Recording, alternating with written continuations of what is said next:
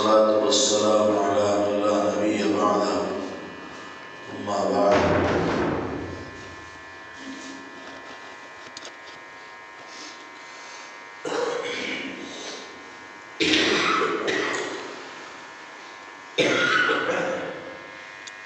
أعوذ بالله من الشيطان الرجيم. بسم الله الرحمن الرحيم. وبشر الذين آمنوا وعملوا الصالحات أن لهم جنات تجري من تحتها الأنهار كلما رزقوا منها من ثمرة رزقا قالوا هذا الذي رزقنا من قبل وأتوا به متشابها ولهم فيها أزواج مطهرة وهم فيها خالدون. صدق الله العظيم. اس سے پہلے والے آیات کے اندر اللہ تبارک و تعالیٰ نے قرآن کریم کے نہ ماننے والوں کا ذکر کیا ہے اور ان کو چیلنج کیا تھا کہ تم قرآن کریم کے مثل کوئی ایک صورت لا کر کے دکھاؤ، اور کہا تھا کہ فَإِن لَّمْ تَفْعَلُوا وَلَن تَفْعَلُوا، کہ تم ایسا نہ کر سکو گے اور ہرگز ایسا نہیں کر سکو گے کہ تم قرآن کریم کا کوئی بدل پیش کر سکو. تو اللہ نے کہا تھا کہ اگر تم ایسا نہیں کر سکو گے تو اپنے واسطے تم جہنم کی آگ کو تیار سمجھیے گا جو کافروں کے واسطے ہی تیار کی گئی ہے. اس کے بعد اللہ تبارک و تعالیٰ نے مسلمانوں کو اور مومنین کو خوشخبری دی ہے، ایمان والوں کو. پہلے کفار کا اور ان کا عذاب کا ذکر کیا، اب یہاں سے مسلمانوں کی خوشخبری کا ذکر کیا گیا ہے. وَبَشِّرِ الَّذِينَ آمَنُوا وَعَمِلُوا الصَّالِحَاتِ أَنَّ لَهُمْ جَنَّاتٍ تَجْرِي مِن تَحْتِهَا الْأَنْهَارُ، اور خوشخبری دے ان لوگوں کو جو ایمان لائے اور اچھے کام کیے کہ ان کے واسطے باغ ہیں کہ بہتی ہیں ان کے نیچے نہریں. كُلَّمَا رُزِقُوا مِنْهَا مِن ثَمَرَةٍ رِزْقًا، جب ملے گا ان کو وہاں کا کوئی پھل کھانے کے واسطے، قَالُوا هَذَا الَّذِي رُزِقْنَا مِن قَبْلُ، تو کہیں گے کہ یہ تو وہی ہے جو ملا تھا ہم کو اس سے پہلے. وَأُتُوا بِهِ مُتَشَابِهًا، اور دیے جائیں گے ان کو پھل ایک صورت کے. وَلَهُمْ فِيهَا أَزْوَاجٌ مُطَهَّرَةٌ وَهُمْ فِيهَا خَالِدُونَ، اور ان کے لیے وہاں عورتیں ہوں گی پاکیزہ اور وہ ہمیشہ رہیں گے. خلاصہ تفسیر اس کا یہ ہے کہ نبی پاک علیہ السلام کو اللہ تبارک و تعالیٰ نے یہ حکم فرمایا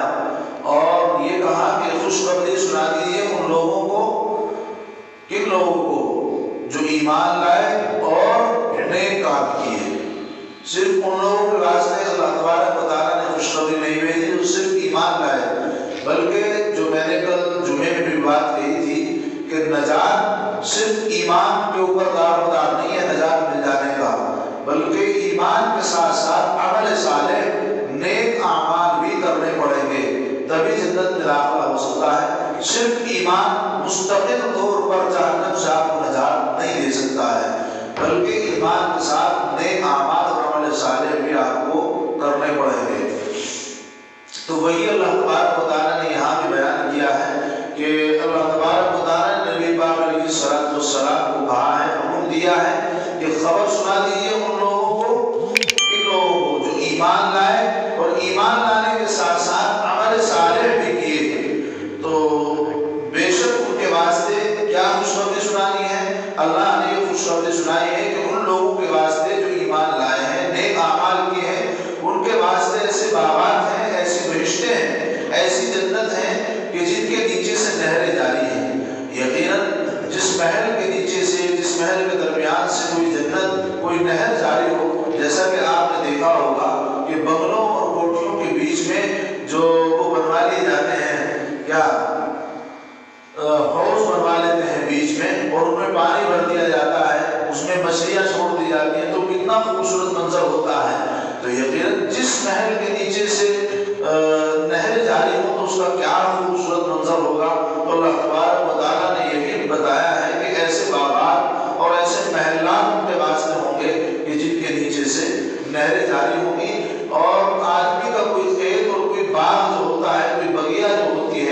اگر اس کے آس پاس کوئی نہر گزر رہی ہو تو اس کی قیمت زیادہ ہوتی ہے، اور اگر پانی کا انتظام بہت دور سے ہو تو اس کی قیمت کم ہوتی ہے، اس لیے کہ وہاں پانی کی فراوانی کم ہے۔ اور جس کے پاس سے نہر گزر رہی ہوتی ہے، ایک تو ایک وہ باغ کی خوبصورتی ہوتی ہے، اور دوسرے ایک کہ باغ کو پانی دینے کے لیے، سینچائی کے لیے کام آسان ہو جاتا ہے۔ آپ لوگ کسان ہیں، زیادہ اس چیز کو سمجھ رہے ہوں گے، تو یقیناً اللہ تبارک و تعالیٰ نے جو بہترین باغ ہے اور جو بہترین چیز ہے وہی بندوں کے واسطے مقرر کی اور متعین کی، اور اللہ کے نبی کو حکم دیا گیا کہ آپ خوشخبری سنا دیجیے ان لوگوں کو جو ایمان لائے، عمل صالح کیے، کہ ان کے واسطے ایسی بہشتیں، ایسی جنتیں ہیں کہ جن کے نیچے سے نہریں جاری ہیں،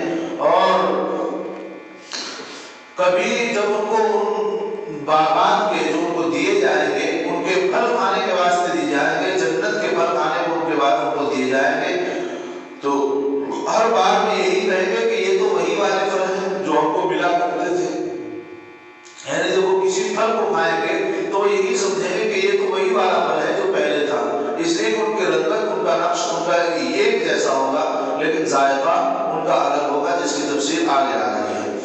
اور ملے گا بھی ان کو دونوں بار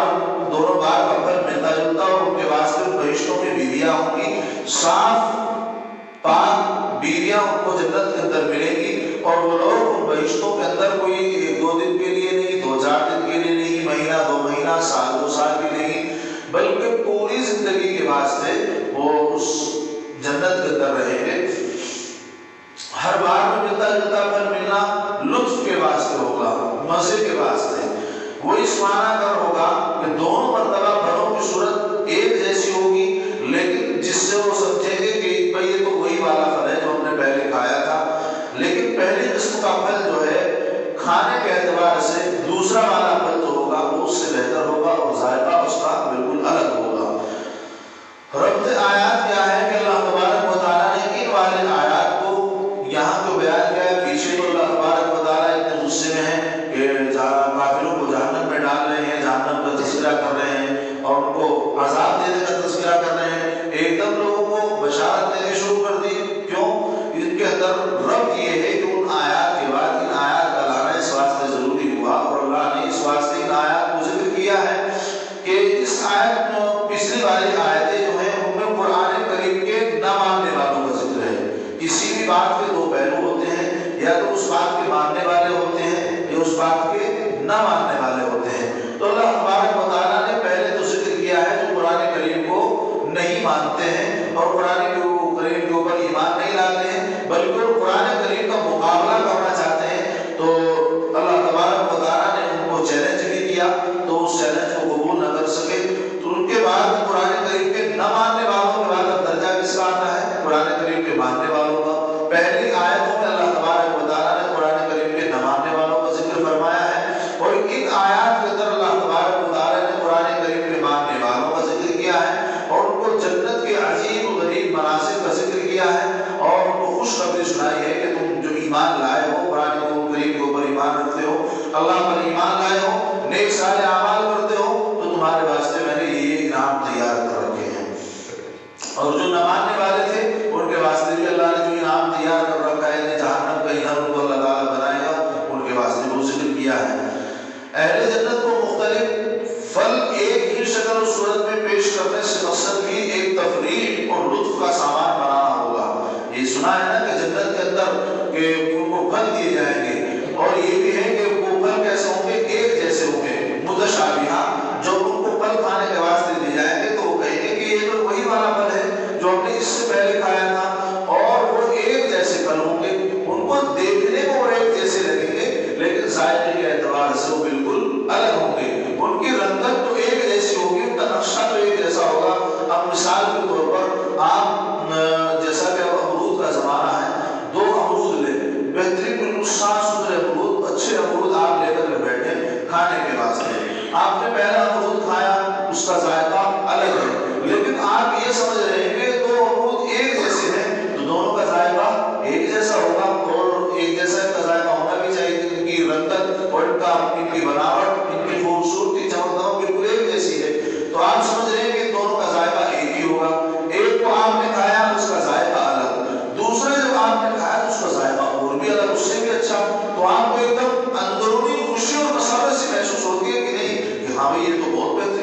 نکلا اور یہ تو اس سے بھی اچھا ہے جو ہم نے اس سے پہلے کھایا تھا. تو اسی واسطے جنتیوں کو خوش کرنے کے لیے اور ان کو لطف اور مزہ دینے کے لیے اللہ تبارک و تعالیٰ نے انتظام کیا ہے کہ پھلوں کی شکل صورت تو ایک جیسی ہوگی, رنگت تو ایک جیسی ہوگی, لیکن ہر مرتبہ ہر پھل کا ذائقہ بالکل الگ الگ ہوگا. یہ اسی واسطے ہے کہ جنتی جب اس بات کو دیکھیں گے اور یہ سب ان کے ساتھ کیا جائے گا تو ان کو کیا ہوگا, خوشی محسوس ہوگی, اور جنت کے اندر جو ہے وہ خوشی حاصل کرنے کے لیے اور مزہ لینے کے لیے لوگ جائیں گے.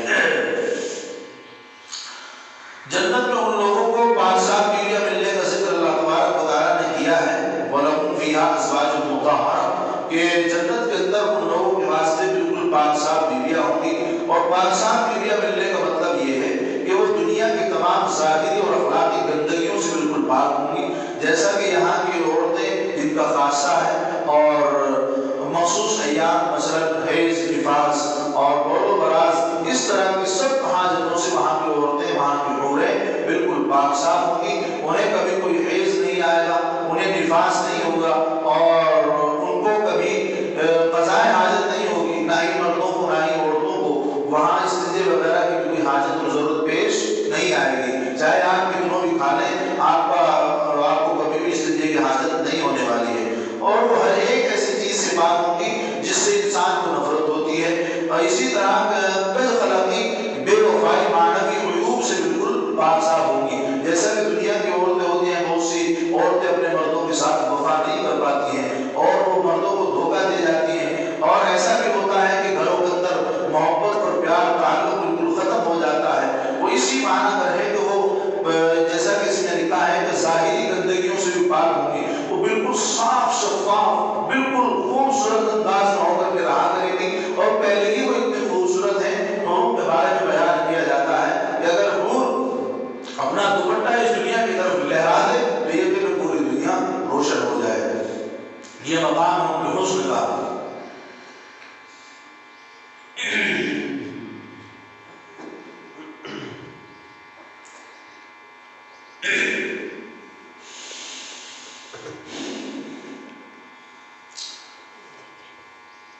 اس سے پتہ چلتا ہے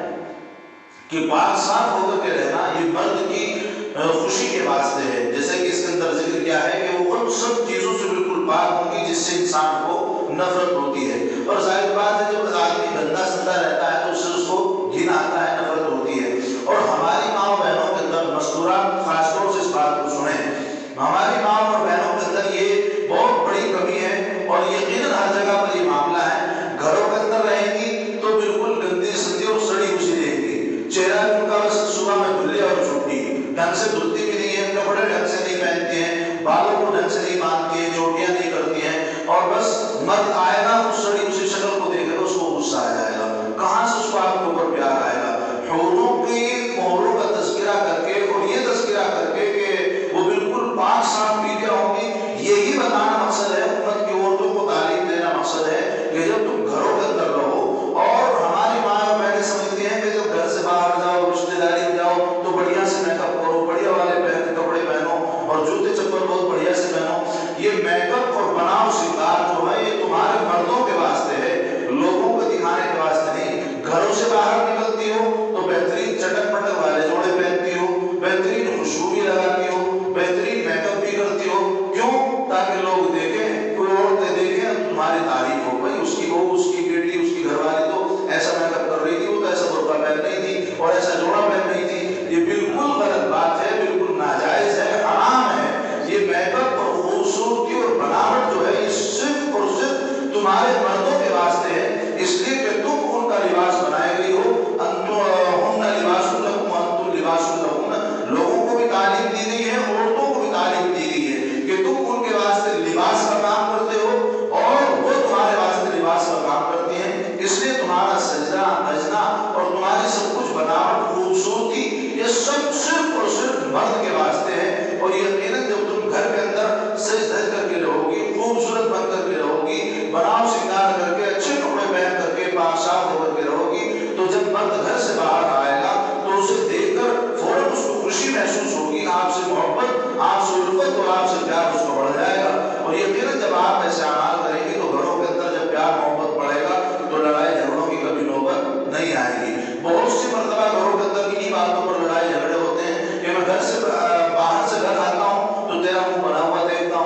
کڑی گھسی رہتی ہے، میں کماتا ہوں کس واسطے، سب خرچ کر رہا ہوں، لوگوں کو دکھانے کے واسطے تو بناؤ شکار کر لیتی ہو، باہر جاتی ہو،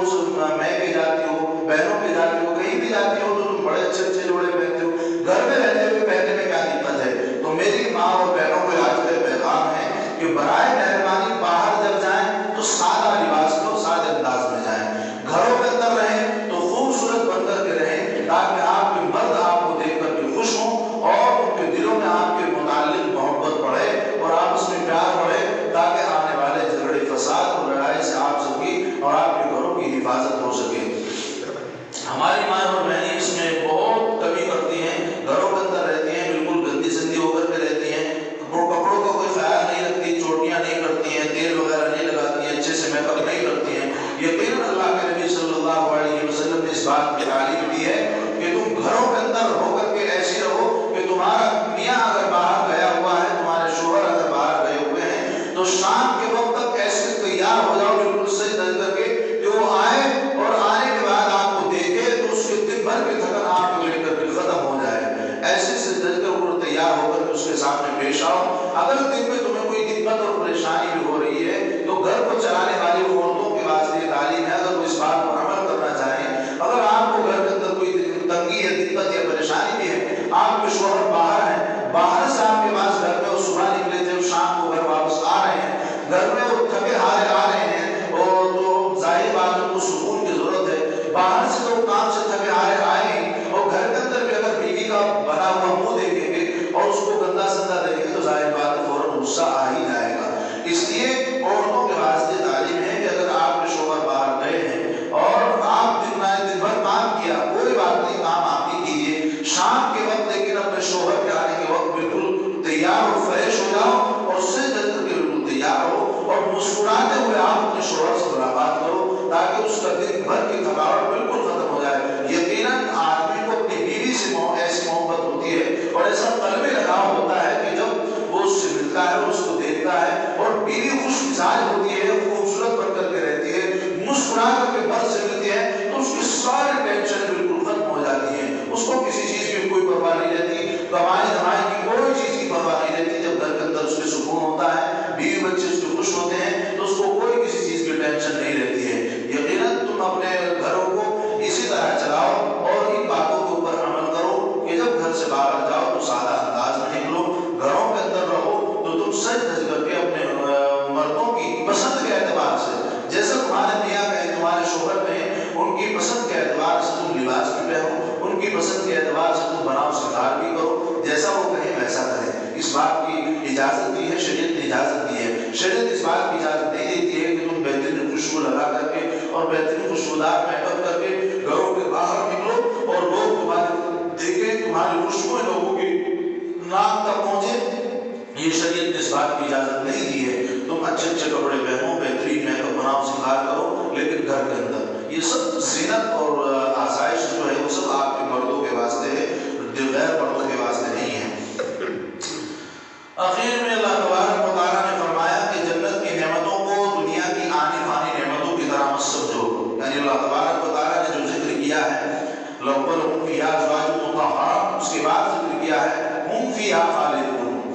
جو ان کو جنت کے اندر بیویاں ملیں گی، پھل ملیں گے اور سب طرح کا آرام اور راحت ان کو جنت کے اندر دیا جائے گا۔ آخر میں اللہ تبارک و تعالیٰ نے فرمایا ہے کہ جیسے دنیا کی نعمتیں ہوتی ہیں نا اور دنیا کے سامان ہوتے ہیں وہ ختم ہو جاتے ہیں، دنیا کی نعمتیں فانی ہیں، جو بھی چیز آپ کے پاس آتی ہے وہ بہت جلد ختم ہو جاتی ہے اور یقیناً ختم ہونا ہے، خود انسان بھی فانی ہے اور خود یہ دنیا بھی فانی ہے، یعنی اس کو ختم ہو جانا ہے، یہ زیادہ دن تک باقی رہنے والی نہیں ہے۔ جو آیا ہے سو جائے گا، آنے والے کو جانا ہے اور یہ دنیا کا نظام ہے اور دنیا کا ایسا ہی اللہ تبارک و تعالیٰ نے دستور بنایا ہے کہ اس کے اندر جو کچھ بھی اللہ تبارک و تعالیٰ نے پیدا کیا ہے اس کو ایک نہ ایک دن ختم ہو جانا ہے اور اس دنیا سے چلے جانا ہے۔ لیکن اس دنیا سے چلے جانے کے بعد اخروی زندگی جو ہے، آخرت کی زندگی جو ہے، تو وہاں پر کوئی بھی اس کے بعد نہ ہی تو اس کو موت آئے گی اور نہ ہی اس کو اس دنیا کے اندر دوبارہ بھیجا جائے گا، بلکہ اس دنیا کے اندر جو آیا ہے آدمی وہ کرایہ دار کی حیثیت سے آیا ہے، چند دنوں کے واسطے رہنے کے واسطے آیا ہے، جیسے کہ آدمی دنیاوی مکانوں میں رہتا ہے، کسی کرایے کے مکان مکان میں رہتا ہے تو وہ کس لیے رہتا ہے؟ چند دنوں کے واسطے وہ گزارتا ہے کہ بھائی میرا اپنا آبائی مکان بن جائے گا، میرا اپنا ذاتی مکان جب بن جائے گا تو میں اس میں سے وہاں منتقل ہو جاؤں گا۔ تو اس کرائے کے مکان میں رہتے ہوئے آدمی یہی سوچتا ہے کہ بھائی میں تو کچھ دن کے لیے آیا ہوں، کیا اس مکان کو ڈیکوریٹ کراؤں، کیا میں اس کو سجاؤں دھجاؤں، کچھ دن کے لیے تو مجھے یہاں رہنا ہے۔ تو جیسا تم اس مکان میں رہتے ہوئے سوچتے ہو کہ کرائے کے مکان میں کیا ڈیکوریٹ کرانا، کیا چند دنوں کے واسطے ہی تو رہنا ہے، یہاں کیا ہم اتنا دل لگائیں، تو ایسے ہی دنیا کا معاملہ ہے۔ یہ دنیا جو ہے کرائے کا گھر ہے، یہاں ہمیں چند دنوں تک رہنا ہے، تو کیوں ہم اس دنیا کو اتنا سجا رہے ہیں، کیوں ہم اس دنیا کے اندر اتنا مست ہو رہے ہیں؟ ہمارا ذاتی مکان اور اصلی مکان جو ہے وہ اللہ تبارک و تعالیٰ نے آخرت میں تیار کیا ہے۔ اللہ تبارک و تعالیٰ نے وہ مکان ہمارے واسطے تیار کر رکھا ہے، اس لیے ہمیں اپنے اس مکان میں رہنے کے واسطے کچھ تیاریاں کرنی پڑیں گی۔ اس لیے کہ جب آدمی دنیاوی کرائے کے مکان میں رہتے ہوئے اپنے ذاتی مکان کی بڑی فکر کرتا ہے، اس کی سیمنٹ، اس کا میٹیریل، اس کی روڈیاں، اس کی ڈیکوریٹ اور یہ کر لو وہ کر لو، سب چیزوں کا اس کے واسطے انتظام کرتا ہے تاکہ میرا گھر کیا بن جائے، خوبصورت بن جائے اور کسی طرح کی کوئی کمی محسوس نہ ہو۔ ٹھیک اسی طرح کا معاملہ دنیا اور آخرت کا ہے۔ یہ دنیا کرائے کا گھر ہے، چند دنوں ہمیں یہاں رہنا ہے، اس کے بعد ہمیں یہاں سے چلے جانا ہے اور مستقل طور پر ہمارا جو ذاتی مکان ہوگا اور مستقلی مکان جو ہوگا جس میں ہم ساری عمر گزاریں گے وہ آخرت کا مکان ہوگا۔ اس لیے ہمیں اس کے واسطے ہمیں بہترین سے تیاریاں بھی کرنی چاہیے، نیک اعمال کرنے چاہیے، اللہ کے احکامات کو بجا لانا چاہیے، شریعت حقہ جو ہمیں تعلیم دے رہی ہے ہمیں اس کے اوپر عمل کرنا چاہیے تاکہ ہمارا وہ آخرت والا مکان بہترین اور مزین ہو کر کے ہم کو ملے۔ کوئی ایسا ہی گرا پڑا مکان ہم کو نہ ملے بلکہ بہترین اور مزین ہو کر کے ملے، اور وہ تبھی ہوگا جب ہم یہاں رہتے ہوئے نیک اعمال کریں گے، اچھے اعمال کریں گے، تبھی ہمیں وہ مکان مل سکے گا۔ اور وہ جگہ ایسی ہوگی کہ آدمی یہاں سے جانے کے بعد آخرت میں جب جائے گا تو وہاں جانے کے بعد پھر آدمی کو موت بھی نہیں آئے گی، اور اس مکان جو ہمیشہ ہمیشہ کے لیے رہے گا، اس لیے کہ موت اس واسطے نہیں آئے گی کہ موت کو خود موت آ جائے گی۔ جب تمام دنیا کو ختم کر دیا جائے گا اور دنیا کے ہر ایک چیز ختم ہو جائے گی اور ہر ایک چیز کو موت آ جائے گی، اور جب میدان محشر سجے گا، میدان محشر کے سجنے سے پہلے ہی اللہ تبارک و تعالیٰ ملک الموت کو اپنے دربار حاضر کریں گے، اور جنت اور جہنم کے درمیان میں جو جگہ ہے اور جو فاصلہ ہے وہاں پر اللہ تبارک و تعالیٰ موت کو موت دے دیں گے، اس کو ختم فرما دیں گے۔ اس لیے جب موت ہی ختم ہو گئی تو اب کسی کو موت لاحق ہونے والی نہیں ہے۔ پھر اللہ تبارک و تعالیٰ دنیا کے تمام انسانوں کو، تمام جانوروں کو، یعنی دنیا میں بسنے والی ہر ایک چیز کو، ہر ایک اول سے لے کر آخر تک، جب سے دنیا قائم ہوئی ہے اور جب تک دنیا ختم ہوگی، تمام چیزوں کو اللہ تبارک و تعالیٰ دوبارہ پیدا فرمائیں گے اور میدان محشر میں لوگوں کو جمع فرمائیں گے۔ پھر تمام لوگوں کا حساب و کتاب ہوگا۔ اس کے بعد لوگ جو جہنم کے مستحق ہوں گے ان کو جہنم کے اندر ڈال دیا جائے گا، جو جنتی ہوں گے ان کے دائیں ہاتھ میں ان کا پروانہ اور نامہ اعمال دے دیا جائے گا اور ان کو خوشخبریاں سنا دی جائیں گی اور ان کو جنت کے ٹھکانے اور مقامات دکھا دیے جائیں گے جن کے اندر وہ ہمیشہ ہمیشہ مزہ کریں گے، لطف اٹھائیں گے۔ ان کو وہاں بیویاں بھی ملیں گی، ان کو وہاں پھل بھی ملیں گے، اور ان کو وہاں خادم بھی ملیں گے، ان کو محلات بھی ملیں گے۔ وہاں کے محلات، وہاں کی خادموں، وہاں کی بیویوں، وہاں کے پھلوں کی کیا ٹھکانے۔ تو ایسی عظیم نعمتیں اللہ تبارک و تعالیٰ نے تیار کر رکھی ہیں، اور ان عظیم نعمتوں میں ہم چند دنوں کے واسطے نہیں بلکہ ہمیشہ ہمیشہ رہنے کے واسطے جائیں گے۔ شروع آیت میں اللہ تبارک و تعالیٰ نے جو ذکر کیا ہے وَبَشِّرِ الَّذِينَ آمَنُوا وَعَمِلُوا الصَّالِحَاتِ، کہ خوشخبری سنا دیجیے ان لوگوں کو کہ جو ایمان لائے اور اس کے ساتھ ساتھ کیا کیا، نیک اعمال کیے، عمل صالح کیے۔ یہاں مومنین کو جنت کی بشارت دینے کے لیے ایمان کے ساتھ عمل صالح کی بھی قید لگائی ہے۔ ایمان کے ساتھ عمل صالح کی بھی اللہ تبارک و تعالیٰ نے قید لگائی ہے کہ ایمان بغیر عمل صالح کے انسان کو اس بشارت کا مستحق، اس بشارت کا مستحق نہیں بناتا ہے۔ اگرچہ صرف ایمان بھی جہنم سے ہم کو نجات دلا سکتا ہے، لیکن وہ مکمل نجات ہم کو نہیں دلا سکتا ہے۔ ایمان لے آئے، یقیناً اللہ کے نبی صلی اللہ علیہ وسلم کا فرمان ہے کہ کسی کے دل میں اگر رائے کے دانے کے برابر کی